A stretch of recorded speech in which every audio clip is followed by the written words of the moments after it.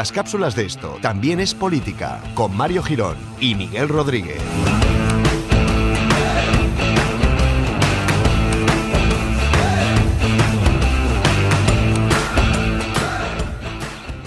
Es jueves, que para muchos son los nuevos viernes, pero para nosotros es el síntoma de que sale una nueva cápsula. De Esto también es política, amigos, en las que os traemos por conocimiento en pequeñas gotas. Es como el sudor ese que te cae cuando estás corriendo, pues pequeño eso, concentrado. ¿Qué tal, Miguel?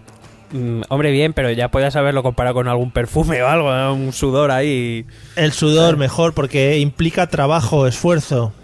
Joder, qué metáforas tú. Bueno, vamos allá con la cápsula de hoy. Es una pregunta que nos ha hecho llegar María del Mar Arroyo. Y dice así: influencia del neoliberalismo en la economía pública actual. Bueno. Toma, ¿eh?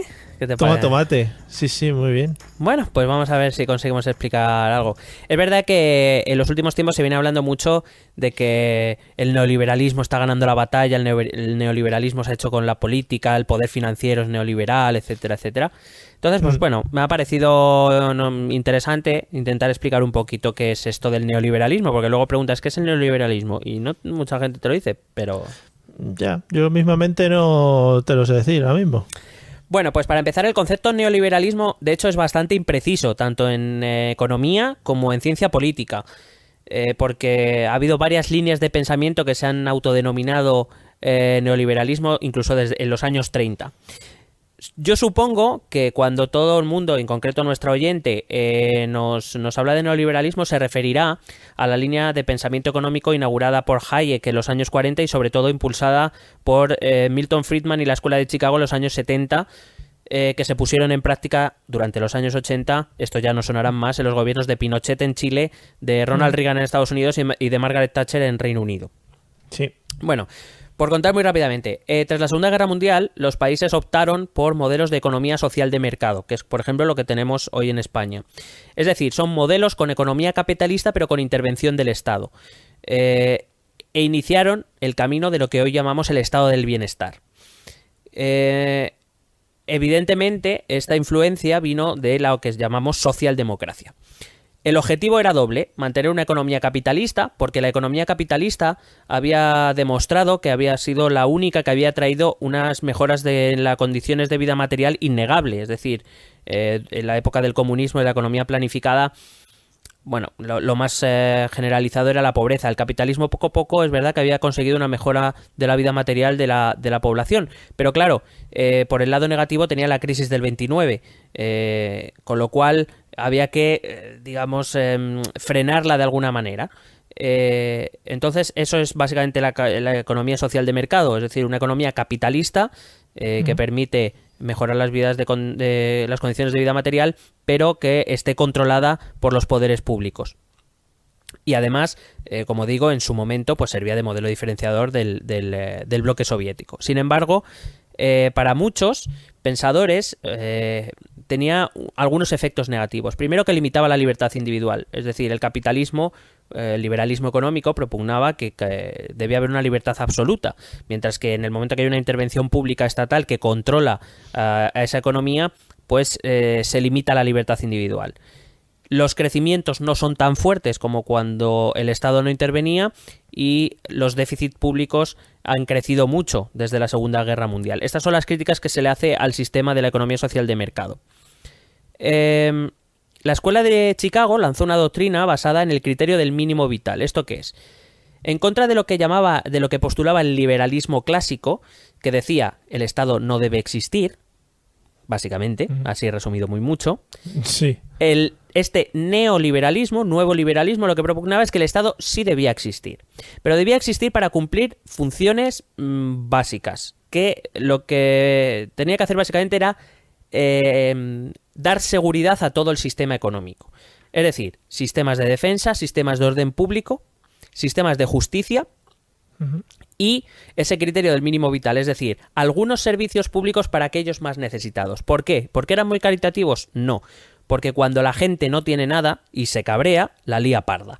Como estos neoliberales no quieren que la líen parda, pues dice, bueno, pues les creamos así unas cositas para que sobrevivan a ti y no se enfaden, y así nuestro sistema es seguro. Para la economía, que no intervenga nada el sistema. Esto es el neoliberalismo a muy grandes rasgos. Claro. O sea, al final es la capacidad que tienen las personas para poder no enriquecerse, sino realizar sus trabajos y tener ganancias, pero con un Estado que controle un poco y dé estabilidad a todo el tema, pero sin meterse en temas económicos. Claro, el Estado tiene que reducirse al mínimo imprescindible. Es decir, defensa contra amenazas exteriores, orden público para mantener el orden interior, justicia para cuando haya conflictos, principalmente pues entre intereses, conflictos de interés, y esos servicios mínimos para esa población para que se callen, lo que viene a ser, para que se callen.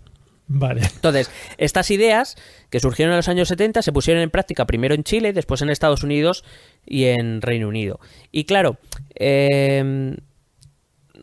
digamos, estos principios moldearon un poco los estados del bienestar e introdujeron algunos elementos de esta doctrina en la Europa continental. Pero al contrario de lo que muchos dicen, estos principios, que sí que es verdad que se han ido introduciendo poco a poco, como un goteo, no han deshecho el estado del bienestar, por mucho que digan. De hecho, a día de hoy, por ejemplo, seguimos teniendo pensiones públicas, sistema de sanidad pública, por ejemplo, hablo de España, educación pública, etcétera, etcétera. Entonces, las atribuciones de los estados a día de hoy siguen siendo muy amplias. De hecho, muchos se siguen quejando amargamente de que los estados siguen teniendo un papel demasiado relevante en la economía. Y además tenemos la globalización, que ha abierto mucho los mercados, por lo que esto creo que lo comenté en el episodio del auge de las extremas derechas. Sí. Que parece que fue ayer o hace un rato. Joder, sí.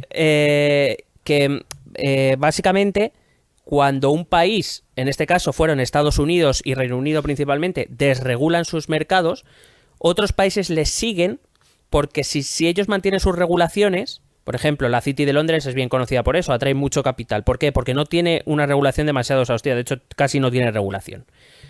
¿Qué pasa? Que si yo no desregulo mis mercados, a mí no me vienen las inversiones, porque preferirán irse a Londres. Claro. Entonces, ¿qué hago? Desregulo. Básicamente. Esa es quizá la mayor influencia que ese neoliberalismo ha podido tener en las economías públicas. Y la realidad es que esa desregulación progresiva ha sido una de las causas fundamentales, como el propio ex presidente de la Reserva Federal, Bernanke, dijo en la comisión que se hizo en el Congreso de los Estados Unidos sobre la crisis, es que esa desregulación favoreció el estallido de la crisis de 2007, porque nadie estaba vigilando lo que hacían los bancos, básicamente. Claro, eso te iba a comentar. El hecho de que se desregularice o no haya una presencia que mire un poco por la seguridad económica de todos, ¿no llevaría a tener muchas más diferencias entre gente rica, gente pobre, etcétera, etcétera? Claro, pero es que a los liberales eso les da igual. Ah, vale. Quiero decir, el liberalismo no es un sistema que propone la equidad entre los ciudadanos. Básicamente, por resumirlo muy mucho, habría que entrar en más detalles, pero viene a decir más o menos que quien es rico lo es porque se lo merece y quien es pobre lo es porque se lo merece. Es un sistema completamente libre, donde cada uno puede actuar como crea conveniente, y el éxito viene a reflejar un sistema de méritos, por decirlo de algún modo. Algo que evidentemente se puede discutir con un solo argumento, que es decir, pero es que no todos partimos con las mismas cartas, no todos jugamos con la misma mano. Claro. Se le será mucho más fácil a alguien que sea hijo de al hijo de Donald Trump probablemente que al hijo de mis padres, que es este que te está hablando. Bueno, el hijo de Donald Trump también tiene sus problemitas, ¿eh? Bueno, sí, tendrá sus problemitas porque no le habrán llegado todavía las nuevas Vans o lo que tú quieras. Por ejemplo, Pero o sea que el sistema liberal lo que viene a decir es que el rico lo es porque se lo merece y se lo ha ganado, y porque ha sido más listo que los que no somos ricos. Viene a decir eso. Esto es muy, muy simplificado, ¿vale? O sea, antes de las críticas feroces que nos llegan. Vale. Entonces, aparte a todo esto hay que añadir que ese neoliberalismo se hizo un poco más fuerte a partir de los años 90, porque claro, el capitalismo venció al comunismo. Durante los años 80 Reagan introdujo estos principios neoliberales, que siguió George Bush padre, y que acabó con el año 89 la caída del muro, el 91 el fin de la URSS, es decir, el comunismo, que era la otra gran alternativa, cayó. Por tanto, ese capitalismo neoliberal que Estados Unidos puso en marcha fue, por decirlo de algún modo, fue visto como el que dio el golpe de gracia a la URSS, al comunismo. Sí. Entonces, es eso, ¿no? Es como esta economía es la buena, es la que ha vencido. Entonces, aún así repito que la Europa continental, sin negar que este neoliberalismo ha tenido una creciente influencia, no ha deshecho los estados del bienestar y los estados siguen teniendo una parte importante que decir en este tipo de economías. Entonces, para finalizar un poco con la cápsula, he traído básicamente los postulados básicos del neoliberalismo para que sepamos reconocerlos y que podamos reflexionar sobre realmente cuánto se cumplen en nuestro país o en la Unión Europea. Entonces, si te parece bien, que lo mismo... Sí, hombre, por supuesto. Estaba ansioso por oírlos. Vale. Bueno, primero, como te he dicho, la desregulación de los mercados. Los neoliberales entienden no solo que el Estado se hace cargo de servicios que debería cubrir el mercado sin su intervención, sino que además el Estado pone trabas a aquellos sectores que sí dependen del mercado, porque pone regulaciones, porque pone normas, etcétera. Por tanto, manipula la competencia, que para ellos, repito, los neoliberales y los liberales clásicos, la competencia es la mejor forma de mercado. Es decir, solo lo mejor será lo que sobreviva en el mercado, es lo que vienen a decir. Entonces, es cierto que esta medida sí que se ha extendido enormemente por el mundo capitalista, sobre todo en el sector financiero, repito, debido al avance de las nuevas tecnologías principalmente. Es decir, ahora un japonés puede negociar con un alemán de forma muy fácil, cosa que antes no podían. Y debido también a la globalización. Pero...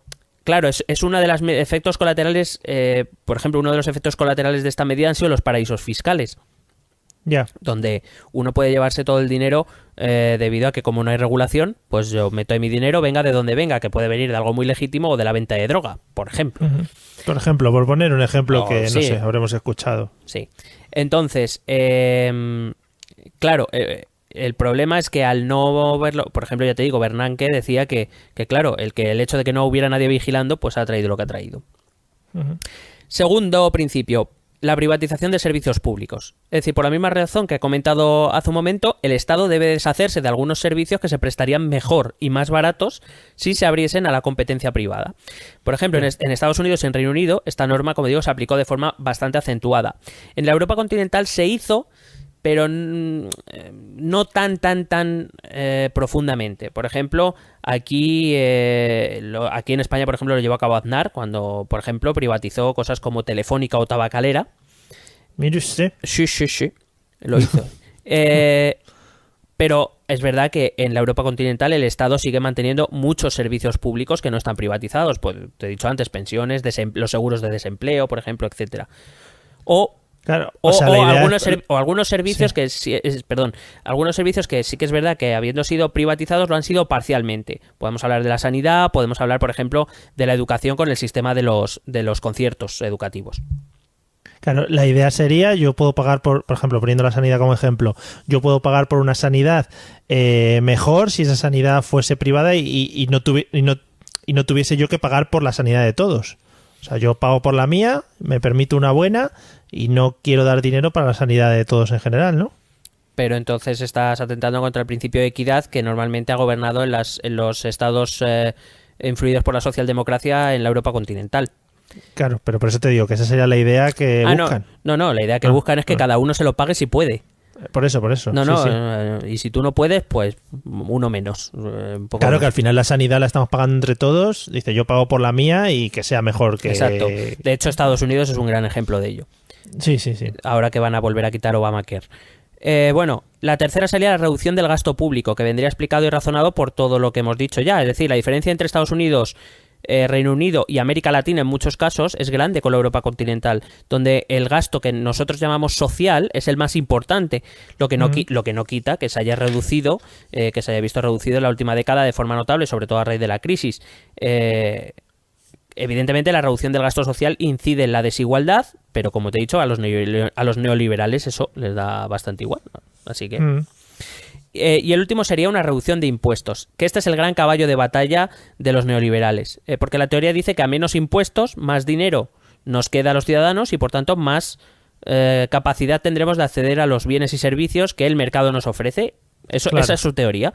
Claro, sin embargo, Es verdad que tanto los gobiernos socialdemócratas europeos como los conservadores siempre mantuvieron un nivel de impuestos muy superior, por ejemplo, a los que había en Reino Unido o en Estados Unidos, porque tenían que sostener más servicios públicos. Y de hecho, incluso en Estados Unidos, cuando accedieron los demócratas al poder con Bill Clinton, o los británicos cuando accedieron los laboristas con Tony Blair, no rebajaron impuestos tampoco. O sea, también porque ellos han mantenido un gasto militar alto, etcétera. Siempre hay muchas cosas de las que se pueden tirar. Cuanto más impuestos tenga un gobierno a disposición, mucho mejor, ¿no? Sí, supongo. Y, por ejemplo, en América Latina, por dar un dato, esto evidentemente lo hicieron las dictaduras militares de las que hablamos ya en su momento, que evidentemente tenían que mantener un nivel de gasto militar alto y, por tanto, subir los impuestos. Es verdad que el neoliberalismo lo que todavía no ha conseguido ha sido bajar los impuestos a un nivel que ellos consideren aceptable, que para ellos eso debería ser para pagar al ejército, un ejército que les defienda, una policía que les defienda, algunos jueces que dicten sentencias y ya, y fuera. Y a correr. Y a correr. Cada uno por su lado. Entonces no sé si me he explicado correctamente. Te has explicado muy bien y además me ha quedado muy claro porque era un concepto que oigo mucho y que no tenía yo muy claro. Evidentemente, como has dicho al principio, a grandes rasgos, y aquí podríamos estarnos horas y horas. Bueno, Conmigo no, o sea, yo me iría. Si te quieres quedar tú horas y horas, ¿sabes? Hombre, si me dejas un poco de agua y eso puedo seguir, si no ya voy necesitando líquido. Pan y agua, muy bonito. Pues nada, ha quedado muy claro y espero que a María del Mar le haya quedado también claro. Se llama María del Mar, ¿no? Correcto. Sí. Joder, cómo me la he jugado. ¡Jugón! Y hubiera quedado muy bien si no hubiera dudado en esta segunda parte. En fin. Sí, y si en el siguiente comentario también. Vale, pues nada, amigos, nos vemos en el próximo episodio. Oye, Miguel, en el próximo vuelvo a los estudios centrales, ¿eh? Toma, bueno, pues nada, aquí te voy poniendo tu silla favorita, sí. Tus vistas favoritas. Voy a llamar al público para que venga otra vez a vernos. Por favor, me encantaría ese público de 0 personas. Amigos, nos vemos en el próximo episodio. Un saludo. Besete.